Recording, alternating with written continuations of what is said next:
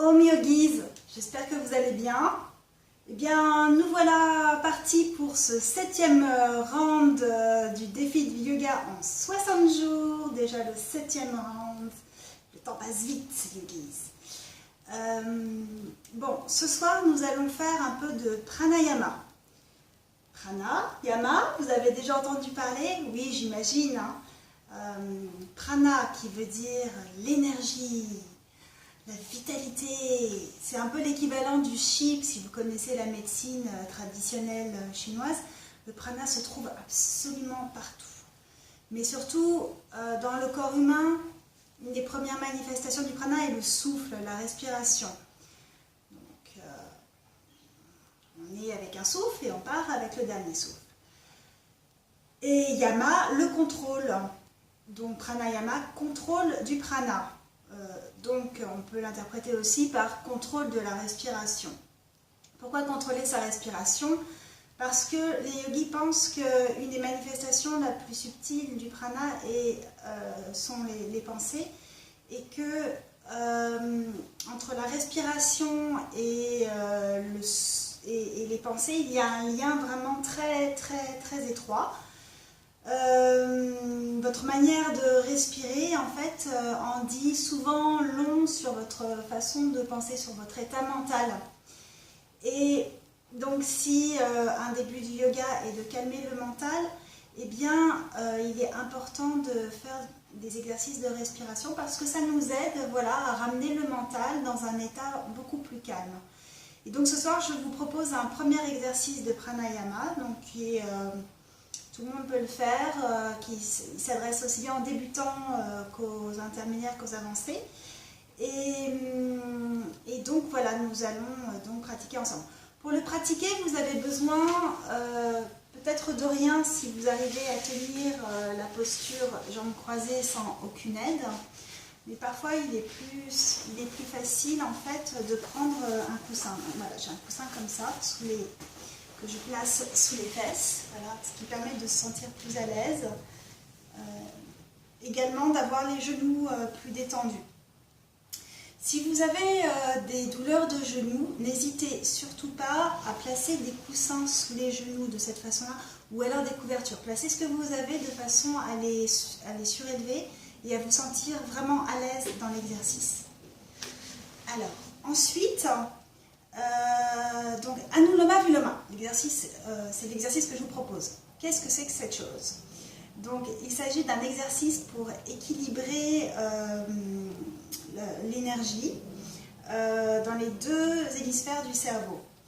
C'est un exercice qui a comme bénéfice de calmer beaucoup le mental et qui se pratique donc de la façon suivante. Pour commencer, il faut déjà avoir une petite notion des mudras. Vous savez, les mudras, ce sont des petits gestes avec la main.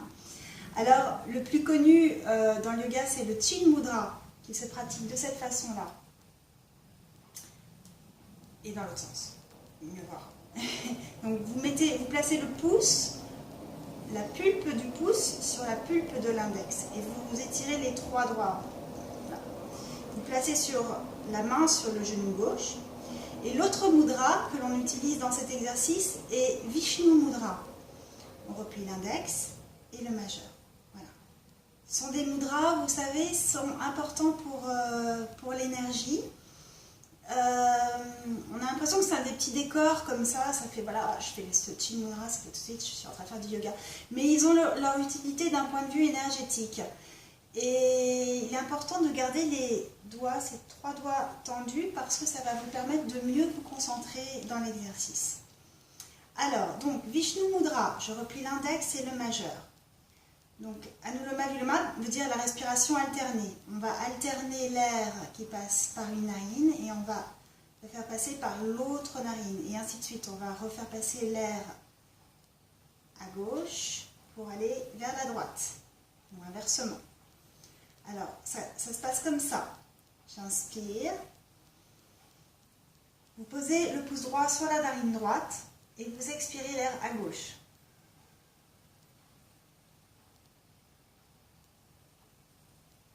Inspirez par la narine gauche.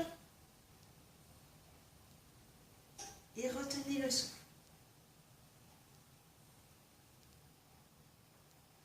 Expirez, narine droite.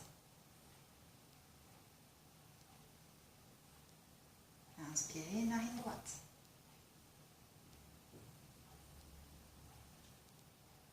Retenez le souffle.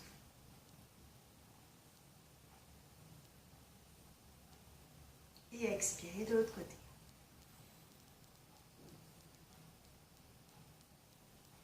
Bon, vous voyez, il s'agit vraiment de faire passer l'air d'une narine à l'autre.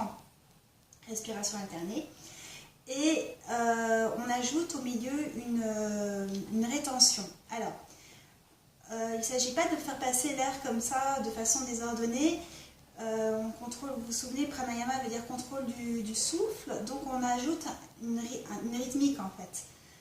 On inspire en principe sur 4 temps et on expire sur 8 temps. Ça c'est vraiment pour les débutants, je vous conseille de commencer de cette façon-là, après on peut allonger. Il y a un ratio, donc vous voyez, qui est multiplié par 2. On inspire sur 4, on retient, on expire sur 8 temps. Et ensuite, la rétention, normalement, se fait sur 16 secondes. Je vous conseille, quand vous débutez, de retenir déjà le souffle 8 secondes et puis d'allonger ce temps de rétention à 16 secondes, voilà, quand vous vous sentez à l'aise, en fait. Hein. Il ne s'agit pas non plus de s'évanouir en faisant l'exercice. Donc, nous allons pratiquer ensemble. On va faire 4 respirations alternées. Normalement, il faut en faire...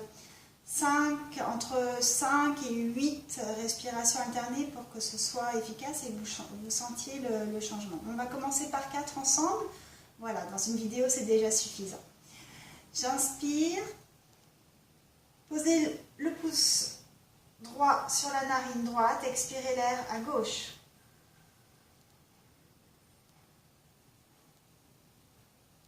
Inspirez 4 temps. Retenez le souffle.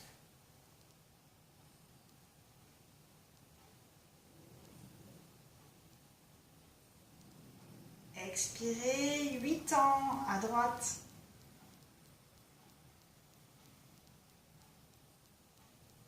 Inspirez.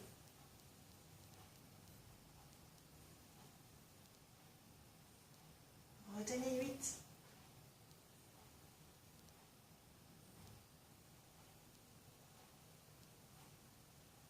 Expirez gauche.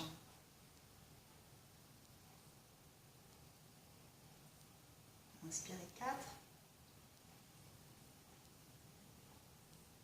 Retenez.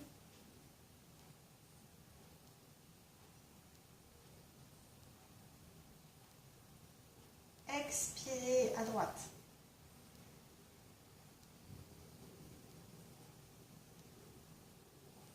Inspirez. Retenez.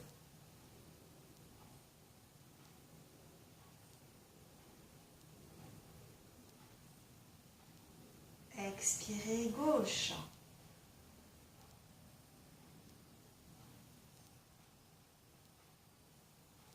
Inspirez.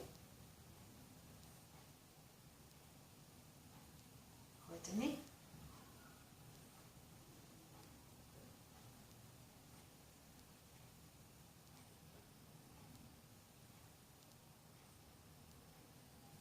Expirez droite.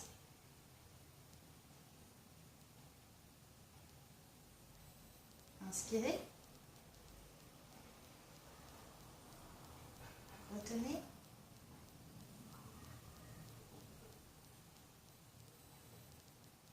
Expirez gauche.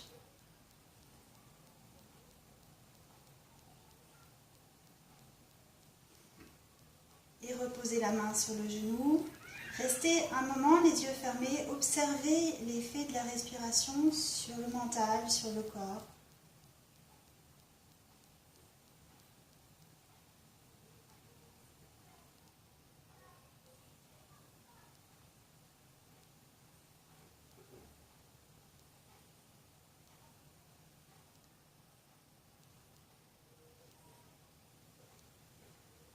Om Yogis, je vous retrouve demain pour le 8e deuxième round de ce défi du yoga en 60 jours et j'espère que vous allez être vraiment en forme.